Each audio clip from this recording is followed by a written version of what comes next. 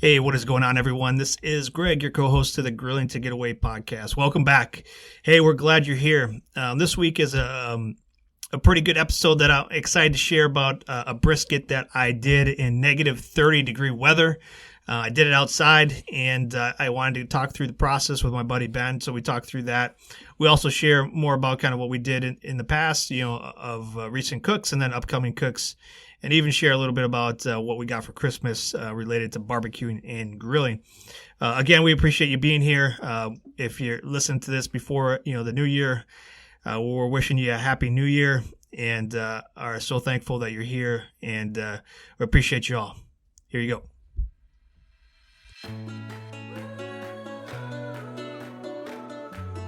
Oftentimes, life is demanding, stressful, and just won't stop. When needing to take a break, we like to light up the charcoal and crack open a cold one. The Grilling to Get Away podcast is an ongoing conversation about all things barbecue and grilling, from our backyard to yours. So if you sometimes don't know what the heck you're doing, if you like to learn, and if you don't take yourself too seriously, you're in the right spot. Hey, what is going on, everyone? This is Greg, your co-host to the Grilling to Get Away podcast, and I'm here with my buddy. Good morning, Greg. This is Ben. Good morning, Ben. How are you? Thanks for waking up this early for me. Whew. Well, it was tough. Like I said, I told you I set 8 alarms just to make sure that I could make it over on time. Sometimes I tell him, I say, hey, he's smarter than he looks. You know what I mean? That's a push. That's a push sometimes, but I appreciate your honesty and encouragement. Yeah, that's what they say, but I said, don't underestimate. Yeah, don't. Well, no, I'm glad you could make it. Me too. How was your holidays? It was great, man. It was good. It was a good time. We cooked, got out and grilled a bit. All right, good. It was fantastic. How was your Christmas with the family? You had some company over too. Yeah, right? we hosted. Okay. The wife's side of the family. Yeah. My mom and stepdad came over as well. So packed house. Yeah, it was a small gathering, not big. Sure. My wife's side of the family is not too big, so yeah, we hosted, and it was a nice time. Nice little Christmas day. You know, got to eat some, got a lot of food. A lot of drinks, so it was good. Good, man. Good. Yeah. So what did you cook up? And well, so I for Christmas we did lasagna, like I talked about. Okay. And so I smoked all the meat for it. So we did had the sausage, some of that ground sausage that we got from the pig. So I had another package of that, which is nice, real fresh. Right. Yeah. And then so I did a pound of that, and then a pound of just ground beef. So smoked that in the cast iron. Okay. And I poured a little beer in there, threw some onions in there. What kind of wood? Well, so I used the lump coal. Oh, okay. And just went with that. Yeah, it just has a natural flavor, yeah. right? Yeah. And then did the lump coal for that, and then kept running with that, and we did pig shots as well. So I threw a couple pieces of apple in there. Very nice. Just to add some flavor to that. So. Did you prepare the filling, the pig shot filling, any certain way? Yeah, I just kept it simple, man. Mm-hmm. I used obviously the cream cheese, and then I went with Fire for Effect and Fire in the Hole. Ooh, so a little spicy, a little sweet. A little bit, yeah. Okay. Yeah, more on the sweet side. Mm-hmm. But yeah, really not too spicy. But man, yeah, it was a hit. That was good. It was good. Yeah. And you pumped. You were down in the. I was here. Oh, you were here. Here at the house. You hosted too? No. Okay. It was just the family. All which right. was. We went down to my wife's side of the family on Christmas Eve. Okay. So went down there, hung out for a few hours. It was nice. Mm-hmm. Came back, and then Christmas Day was just us at the house. Okay, so pretty low key Christmas awesome. for you. Yeah. It was a good day. Like I said, just simple, nice and easy. It was a good cook, man. Like I've never made lasagna before. Oh, okay. So yeah, here we go. Yeah, Christmas Day, don't screw this up. But luckily it's just way to us. pick a major holiday to you know what, man? Try stuff out. Yeah, hey, well, it was just me, the wife, and the kids, and like, man, this lasagna, like we used one of the big like tin pans, and like I filled it up. Okay, like just layer on top of layer. So meat. Yep, can't go wrong. Man. All right. The one thing, man, it didn't have too much of a smoked taste to it. So I kind of almost wish I had done it maybe the day before. So get that and then permeate also, a little bit more. Right, yeah, just kind of let everyone get to know each other. Yeah. That's a good tip for people. Yeah, like if you cook it the day before and then kind of get it all in a container and seal it up. Yeah. I wish I had probably thrown in like a chip or two though. Okay. Nothing too crazy. I probably would have gone with like I don't know, probably something simple. Maybe I don't know what I would have done. Probably pecan maybe. Yeah. Just something light. Just to kind of, like I said, just add a little bit to it. It was pretty cold that day. So I'm trying Which to day? think. On Christmas? On Christmas. Or the day before? No, it was Christmas. Yeah, it was a chilly day out here. Yeah. So like I don't know if I got like a ton of smoke off of like the lump coal. But yeah, it was like I said, I think that's what I wish I would have had more time the day before, but we were traveling, so I couldn't really do it. But I probably would have done it then. Okay. So it just kind of got to set for a bit. Yeah. But I mean, it was still good, man. Like I was pretty happy. It was like like Garfield style lasagna, where it was just man. We still have like half a tray left. Oh yeah, like, I've been eating it. Like, I bet you have breakfast, lunch, dinner, lasagna. Yeah. Who's hungry for lasagna? You know? Kids are sick of it yet. Yeah, like they won't eat it anymore. I'm like, hey, we got this big lasagna. Come on. What are you talking about? You're like, who wants good. lasagna? Yeah. I'm glad it turned out well. Yeah, man. What about you? I know you were sending me some pics and stuff. Yeah, man. I did a holiday brisket. I want to be clear. I want to say this on the air. I'm so proud of you for doing that, man. Like you, I appreciate. I know it was wicked cold that day. Like it was nasty. Yeah, and you sent me some words of encouragement. I think were like, "Hey, don't be a ninny." That's what I'm here for, Greg. Because I was contemplating doing it in the oven. Yeah, I knew you'd be disappointed with yourself if you did it. Yeah. But it was like, I mean, what was it? That was a record. Like just so brutal cold. I smoked it the day before, or like 36 hours before. So like I had time on that Friday. You know, Christmas Eve was Saturday. I was going to be going to my dad's for Christmas Eve, so I couldn't do it that day. And then Sunday, obviously, we have people coming over. So I was like, well, let's smoke this bad boy on Friday. I got plenty of time, nothing to do. And let's see how it goes. Yeah. It just happened to be, -7 with a -30 wind chill. It was windy as hell. And the wind was howling. Oh, man, yeah. And I was like... I told you to do it in the garage. And you said, nope. Right outside. Right outside the garage, yeah. Right in front of all the elements and stuff. Yeah, I tried to block the wind as much as possible. You just stand in front of it? Yeah, no, I mean, I have a little nook in the back by the garage door, so that blocks one way, sort of, and then on the other side, like I parked my car up further up than I normally would to block that crosswind on the other side.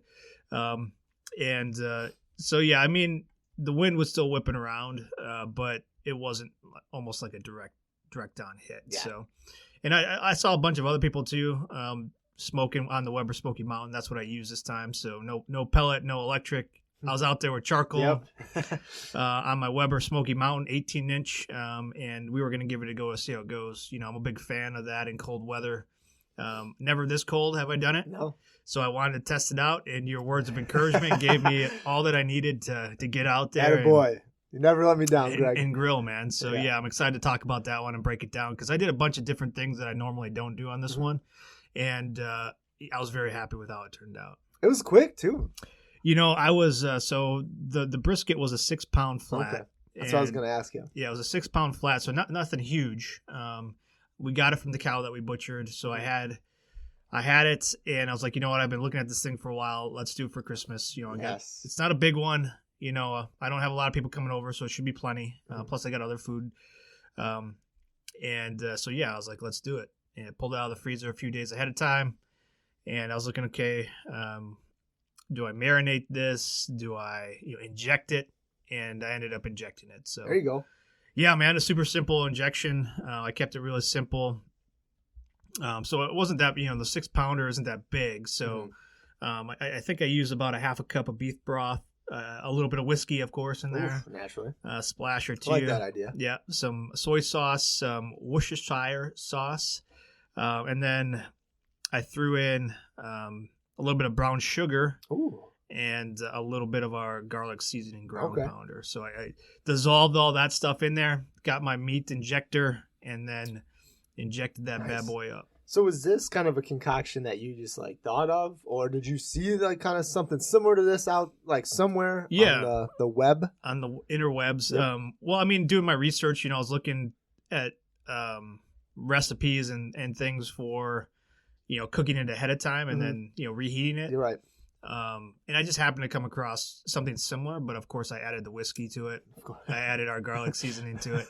So yeah, I mean, just like with about like anything out there, I'll see something maybe I want to try and then maybe just add a little bit of what I want to add to it, right? So yeah. What kind of whiskey did you use? I think everyone wants to know, Greg. What do I have? Is it Evan Thompson? What is it called? Thompson Williams? Thompson's? Something like I don't know. Oh, Evan Williams. Evan Williams. Evan That's Williams. What I got. I got that one Nice. In the cabinet right now. So there you go. I splashed a little bit of that in there. Yeah. Some recipes called for like distilling it down a little bit. Like I just straight up. Yep. As long as that brown sugar was dissolved, yep. I was injecting it. So yeah. Was it thick, kind of pasty like? Or no, was it more... it was a thin. Okay. It was a thin, almost kind of like a brine. Yeah. Every 1 to 2 inches on the brisket, I injected it, filled that bad boy up. Heck yeah. And then I wrapped it in saran wrap while I got the smoker ready. So just the day of you injected it. Yeah. Nice. And I was doing a little bit of research on that too. Like a lot of places or a lot of websites and people have done it say hey, don't inject it, the night before because the cold in the refrigerator pushes all that stuff out. So basically you're empty the next day anyways. Yep. So I did it the day of, but it was only right as I was getting the thing. So that's a pro tip from Greg right there. Tip. Yeah. Yeah, if you're looking to inject anything like a brisket or whatever chicken turkey, mm-hmm. Usually you do it right before you put it on. Yeah. About a half hour. Yeah. Give or take. So you inject it and then you put it right on the smoker or the grill. That way the juices stay in there. If you put it in the fridge, it gets cold. The pressure, helps release some of that juice back out of it. So you don't want to do that. There it is. A little science there for you too, Greg. Yeah, that's cool, man. So let's talk about like the cook itself. Sure. You said you used your Smokey Mountain, the Weber. I did. Yep. You have a water bowl in there, right? Mm-hmm. Did you fill that with water? Did you use that? That's a great question, Ben, and that was one of my learnings along the way. Here we go. Well, it was so cold out. Yeah, absolutely. I was like, this is my first time smoking in this cold of weather, so I'm just gonna start my process how I normally would start.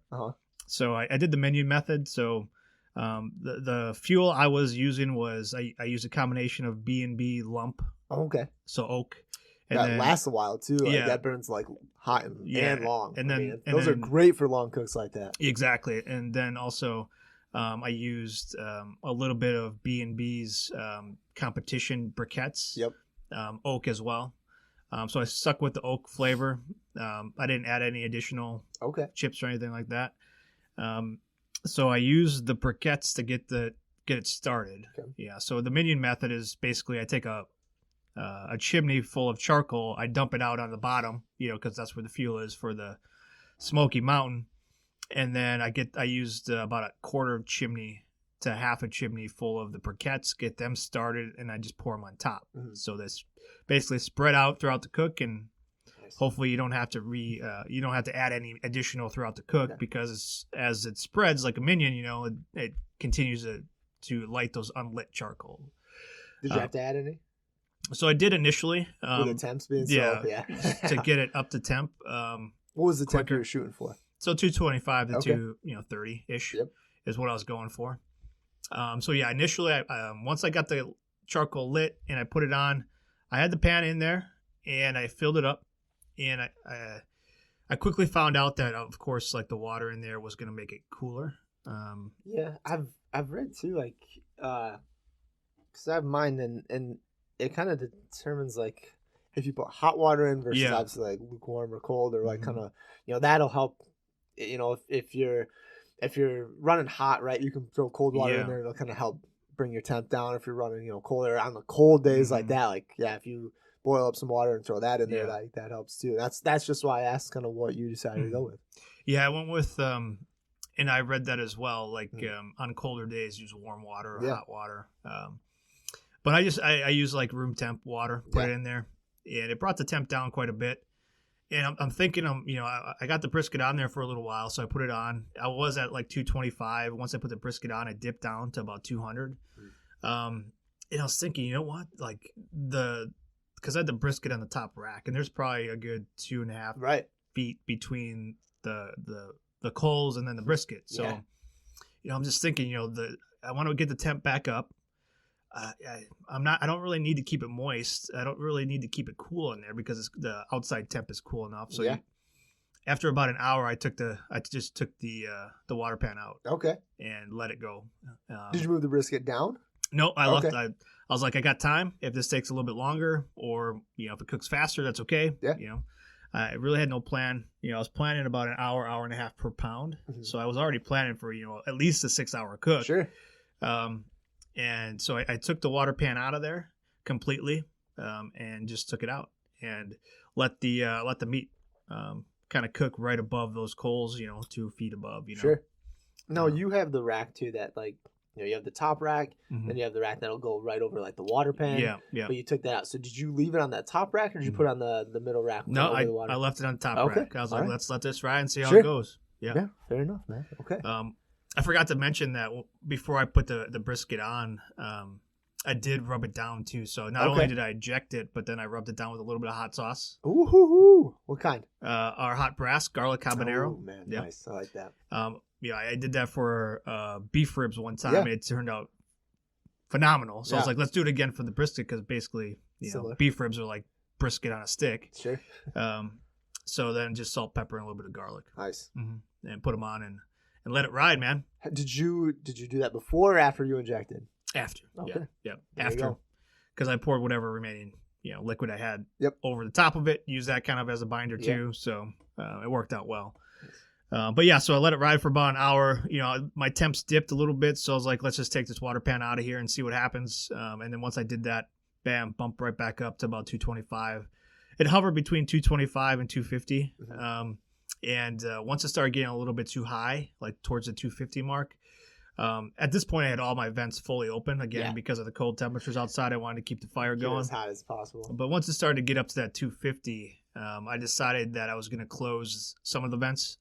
So I closed one of the bottom vents to about a quarter way open. I kept the other 2 open that was away from the wind. And then the top one, there's only one on top. So I closed that to about a quarter way as well. And that brought the temperature right back down to about 225 where I wanted it to be. Just sat the rest of the time? Yep, and that's where I kept it. Nice, man. Yeah, and it turned out well, man. Like I said to you, I was checking it. I actually documented the video. I'll be posting that on the YouTube as well. So every time I go out there to check on it, and I talk you through the process of how I was doing it and what I learned and kind of what I did. So I'll post that on YouTube as well, so you can find our YouTube channel out there at Burn Pit BBQ. But I went out there after 3.5 hours. I had been checking it about every hour just to make sure it was going smooth. And you just used our those pen thermometers. I don't have I wasn't using any wireless or anything like that. So this was completely, if I had to cook in cold weather and I didn't have any high-tech gear or anything like that, I was going to go ahead and see what I could do. So I had just those big meat thermometers that you put in the meat in the deepest part, and then it reads on the outside.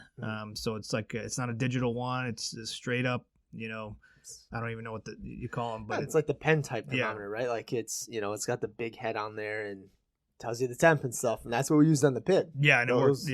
Works great. Yeah. Great. Reliable. Yep. Sometimes, it's not always most convenient, I guess, but because you have to kind of keep an eye on it. Like you don't get something coming to your phone to tell you, hey, you're getting close to temperature. Job, right? It's like it's part of the game, kind of. I guess. Yeah. And I figured that had some time, anyways. So I put it in there, and I was checking in about every hour. Initially it was like every 15 minutes because it was so cold. I wanted to make sure that the smoker was staying up to temp, and if I needed to adjust like I did, I would do that. So when you were checking in, Greg, were you physically taking the lid off and checking it, or were you just kind of just checking the temp on the outside? Yeah, so my Weber has the temperature gauge on the outside, so I was just checking. One, because with the minion method using lump, sometimes like as those lumps get started, you could get a lot of heavy smoke. So I want to make sure the smoke was clean, still coming out of the chimney.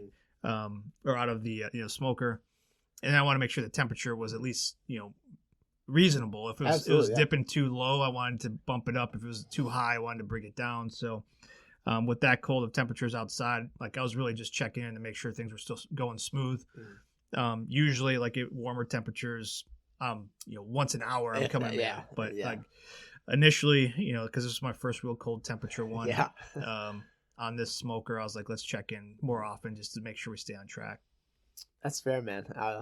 Said sounds like a real good cook. How long did you have the meat on the actual man? smoker? So I was surprised. I went out there after 3.5-4 hours and checked on the internal temperature, and it was over 190 already.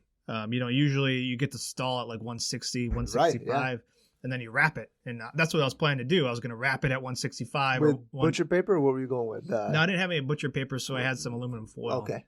So I was going to do that. But I was looking for 160. I was going to try and break the stall, so I'd take it off at 160, wrap it, and then put it back on until I got to my 195, 203 to pull it. But I went out there and I was like, dang, this thing's already at like 195. And I was like, all right, well, let's just let this ride a little bit longer. I'm not going to wrap it now. It's already past the stall. It's already past 165. So let's see how it goes. And I took another thermometer, another meat one that I had pen, and I put it on the other side just to double check. Yep, sure enough, hey, we're past that 195 mark. So I left it on for another 15 minutes at 225, and then I pulled it at because those thermometers only go up to like 190. Yeah. So once you start going past 190, you're kind of good, Yeah. So I pulled it and I let it rest a little bit inside. Again, I wasn't going to be carving it up that day. Yeah. Did you throw it in a cooler or anything, or just no? I let it rest on the counter. I put a little bit of tinfoil over it. Okay. I put it on the counter for about 20 minutes. And then I wrapped it up in tinfoil and put it in the fridge. Yeah. So I mean, like I was planning a 6-7 hour cook, and this one only took about 4 hours. And especially in that bitter cold. Yeah, that's awesome, man. The Weber Smoky Mountain kept like a champ. I should have known not to doubt myself and doubt the product. Boy. I couldn't recommend that. If you're in cold weather, if you're not doing pellets, or if you have concerns about electricity, going out, because it was really windy that day. Yeah. I can't imagine somebody having like a pellet grill plugged in and then the power goes out. Well, even too with those pellets, and we've talked to a lot of people that like with it being super windy like that, they have trouble with like kind of the temps fluctuating up and down and everything. So it's nothing but good things to say about that. Weber Smoky Mountain. And then, the process took a lot quicker, and that's what I kept going back to what our buddy Chad said when I interviewed him a few weeks ago. He said, don't cook the time, don't cook the temp, let the meat tell you when it's done. And I was like, oh, well, it's telling me it's done, I'm going to pull it. So I did that. It felt great. When I was sticking in that pen on the other side, it was like butter. Yeah, I was like, this is great. Yeah, slid right in. Huh? Right. Yeah, it was done. Pulled it. Put it on the counter, covered up lightly with aluminum foil for about 20 minutes, and I wrapped it and put it into the Was it hard not fridge. To eat it right then? Oh, it was looking so good. Yeah, it was. Yeah. But again, I wanted to see how it would go if I put it in the fridge and then I sliced it up and then reheated it. Sure. So, let's talk about that, Greg. So again, that's not like our normal process necessarily, right? I mean, usually when we're cooking for that day. You're getting up at 2 a.m. or midnight, and you put it on so you can eat at lunchtime or dinner, and you're serving it and slicing it like within that same cooking time. Exactly. So kind of let's talk through that now, right? So you put it in the fridge, and how long? It was just overnight, right? That you were serving it the next day. So 2 days. 2 days later. Well, it was about 36 hours. Okay. Yeah. So the next day, I took it off around like 4 o'clock on a Friday. Okay. 4 or 5 o'clock on Friday. Put it in around 6 o'clock. It's about happy hour time for you. Yep. Got to make sure I was done with that process before so I could get So it sat in there until so from 6 o'clock Friday night, and I pulled it out about I want to say 9 o'clock Sunday morning. Oh, okay. So under 48 hours. So, and I had to do a little research too, right? Because I don't usually do that. No, I rarely, especially like that long either. I mean, so because it was only like a day or 2 days, a lot of places that I looked recommended just wrap it up, put it in a metal tin or a tin, put it and then cover it. So I did that, and because you want to keep all those juices in that tin because when you reheat it, just in case anything comes out. And then everything said to slice it cold. So I'll say, yep, it was really easy to slice when it was cold. So I sliced it cold. Did you try it? I did. Not a boy. It's great. Nah. Nice bark on there. Not as dark as, let's say, if I was leaving it on for 6 or 7 hours, but for a 4-hour cook, it was real nice bark. And then I sliced it cold. I put it in a glass dish. I got my oven again heated up to about 250, and then I poured a half a cup of beef broth into that dish. Okay, I wanted to keep it moist, right? Sure. And makes sense to me. And then I covered it with some aluminum foil and I put it in the oven and just to reheat it up. And I did that for like 35 minutes before we're getting ready to serve brunch and stuff like that. Pulled it out, juicy as ever. Nice. Pulled apart, nice floppy brisket. Yeah. It was fantastic. Good, man. Well, it's a good day. It was. I was, There's a lot to that. There was a lot of new techniques that I use that I usually don't, and it turned out phenomenal. I'm glad I did it. I'm glad you called me. He said, "Don't be a ninny and do it," because I learned a lot along the process too. Because I was doing research. I was trying to figure out what I need to do to make sure this thing was ready for my guests and that it tasted good. And no, it turned out great, man. I was eating that thing up too, man. Boy. Yeah. Good. Would you have done anything different, Greg? Anything that maybe like, oh, I wish I, like you. I know you already talked about like the water pan, right? Like, pulled that, but I think too, obviously that's part of the learning curve. But like as far as like the meat goes or anything else like that.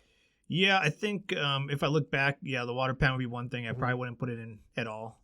With that cold of temperatures, I'd leave it out. I would. This was I was going back and forth about using the lump and the bricks. Sure. How often do you use that combo, Greg? Both the bricks and the lump? Honestly, I started using it when I was doing ribs over the summer because it just works out real well. I agree. I like that. I don't think we've really talked about that before. No, yeah. I've used that a few times. Sometimes it seems like I don't know. I feel like it kind of complements each other well. And I was worried. I was really worried because I was seeing some heavy smoke right away. Sure. And that heavy smoke can make the meat taste thick, bitter, sour a little bit. Just kind of, So I was watching that close. And if I had to do it again, maybe I would just stick with the bricks. Okay. And put in some wood chips or something like that. Okay.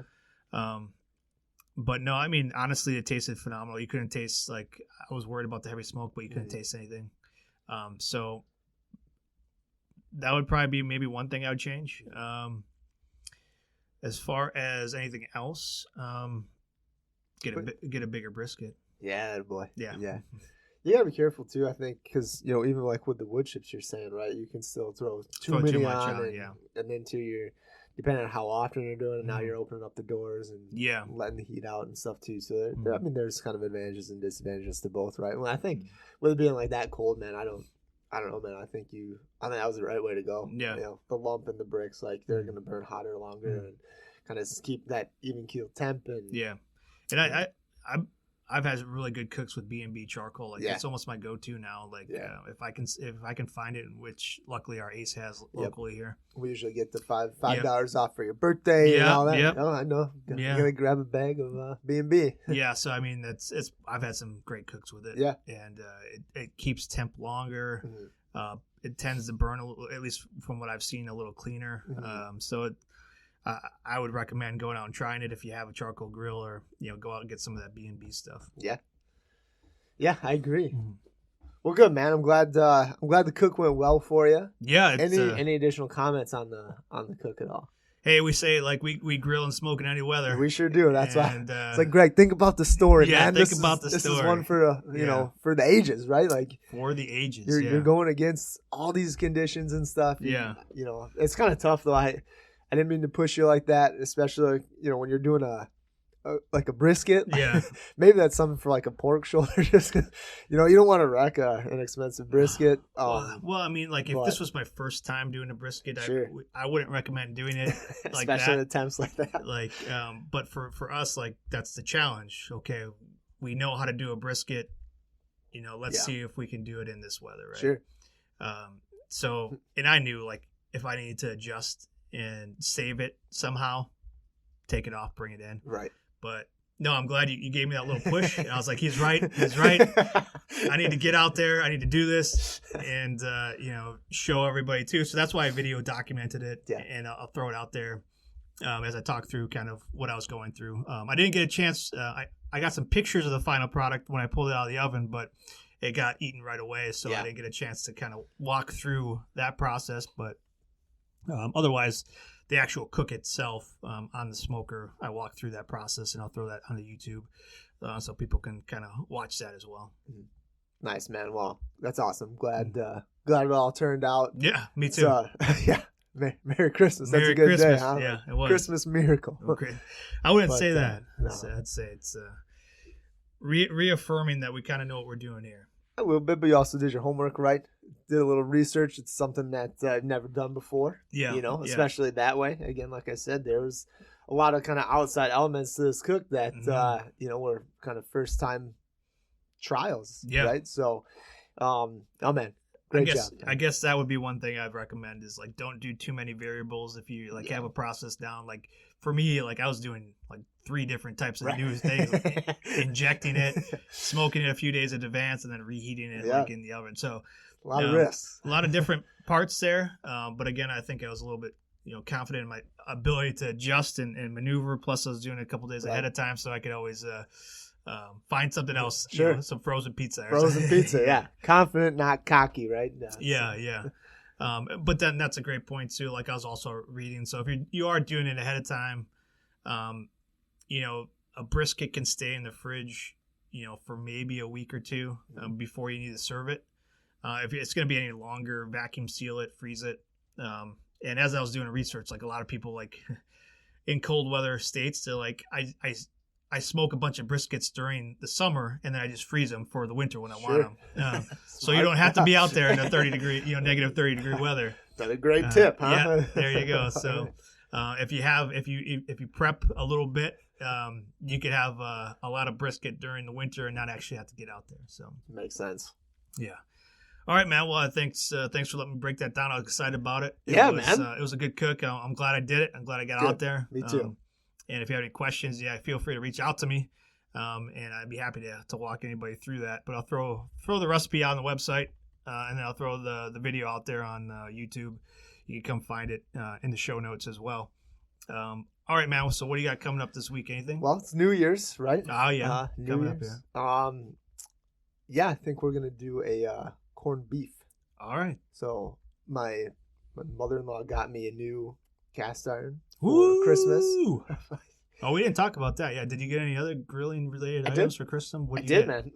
My wife and kids got me like a new thermometer. Like, this is great, man. It's like a wireless one. Well, it's got the probes that go in there. It says outside, right? And then but it has like the wireless like remote stuff that you carry around. Like you can set like notifications, time, temp, like all this stuff, man. It's pretty high tech. Very nice. But not like app style. I don't like have to have an app for it or anything like that, which is, you know me, man. Yeah, I know you. This is fight the great system. I do. So no, having the remote where I can check on it, look at it, is awesome. I'm super pumped about that.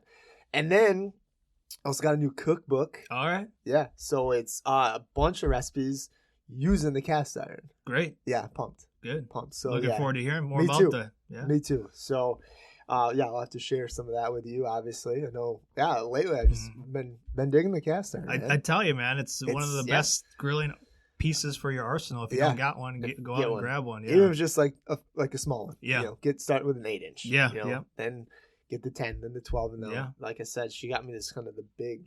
Very nice. The big one, yeah. It's kind of came with a lid and everything. Right? Yeah. Yeah, man. That's great. Pretty tickled about it. You know what I mean? I bet you. But yeah, what about you, man? I did. I got a big cutting board. Yeah. Big nice one. I can never have. Oh, my wife also got me a new knife, like a butcher style knife too. Right. I'll have to send you a picture of that. Geez. Yeah, it was a good year. It was a good year for the Kreples. Made out like a bandit. You know what I mean? Yeah. New cutting board, huh? Yeah, new cutting board, right. and then I got some shears. Some of those meat shears that we needed for the wings and stuff. Yeah, needed for wings. Needed for the pork that we did. Absolutely. And the chickens, the whole chickens. I was cutting through those things. I was like, I need some of those. Yeah, those were so I got those. Nice. Yeah, looking forward to. I used the cutting board already, obviously, and then just gotta find a reason to use the shears. Yeah, I got a whole chicken in the freezer, so maybe I'll do that soon. There you go. What anything for? Are you gonna grill anything for New Year's or anything like that? That's a good question. I got some spare ribs in the freezer I saw the other day. Yeah. They were hiding back there a little bit. Dogs. I might pull those out. Otherwise, no, I don't. Usually, I'll try and maybe pull out a lobster tail or something like that. So maybe I'll. Tail. Yeah. There you go. Put those on the grill, real easy to do. Yeah, real quick, easy. Yeah. Yeah, Not I don't bad at know. all. Just like normal things. I'll see what piques my mind a few days ahead of time. Absolutely. No, man. Yeah, we'll be doing, like I said, the corned beef. My mom and dad will be here. All right. So we'll be doing corned beef. Got a head of cabbage. I don't know what else I'm gonna do with it. Maybe some mac and cheese. I don't know yet, man. Okay. I don't know yet. Mac and cheese on the cast iron. I know. That's what I'm saying. Yeah. So, now that I have two, mm-hmm. and I can kind of probably do the mac and cheese while the corned beef rests. Mm-hmm. So I don't know, man. There's I've already kind of thought about that too. Like, I could do that. Mm-hmm. But no. So I'll be doing the corned beef in the cast iron, the bigger one, and I bought some Guinness. So I'm gonna soak it in that and in the cast iron. Oh, very nice, man. Yeah, man. I'm excited. Looking forward to maybe talking about that one next week. Yeah. We've done corned beef a couple of times. Yeah, we have. It's been a while. Well, usually it's Thanksgiving. Yeah, or not Thanksgiving. St. Patrick's Day. Yeah, St. Patrick's Day. So, but yeah, local grocery store had some on sale. I picked it up. I mean, it's decent size for about like $10. Okay. So I was like, oh, yeah, let's take it. Yeah, all right. Always get those deals, man. Absolutely.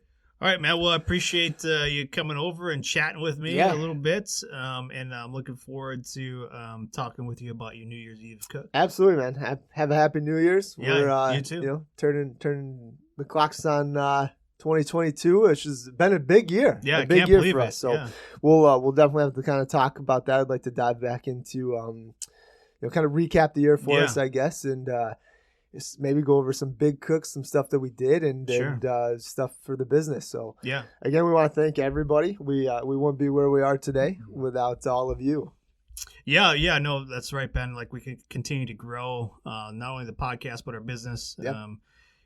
Through word of mouth. We don't do a lot of advertising. We don't do a lot of marketing in that aspect. So we continue to grow based off of your feedback and then you sharing it with other people, and we appreciate that. So again, if you are enjoying the podcast, feel free to give it a like and give us a rating on wherever you listen to the podcast at, and share it with your friends. Help us go into 2023 and continue to grow that way. Yeah, absolutely, everyone. So have a safe and happy New Year's. Yeah, and if you can, get out and grill. All right, Ben. Cheers. Take it easy.